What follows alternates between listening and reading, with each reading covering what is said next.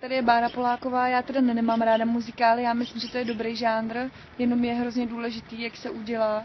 Třeba je pro mě důležitý, jestli tam je živá muzika, což tady u nás v Lucii máme, orchestr veliký, jaký je scénář, což tady je to taková pohádka hezká o holce, která umí lítat a na jakých písničkách je to postavený. A tady je to postavený na písničkách Lucie, kapely, kterou mám moc ráda.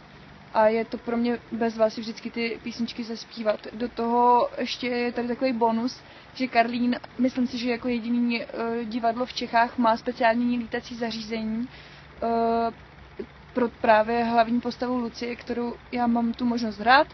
A takže tam vždycky lítám v tom představení normálně, no. A 2. října hrajeme první představení, 3. mám narazky, tak přijďte. Ahoj.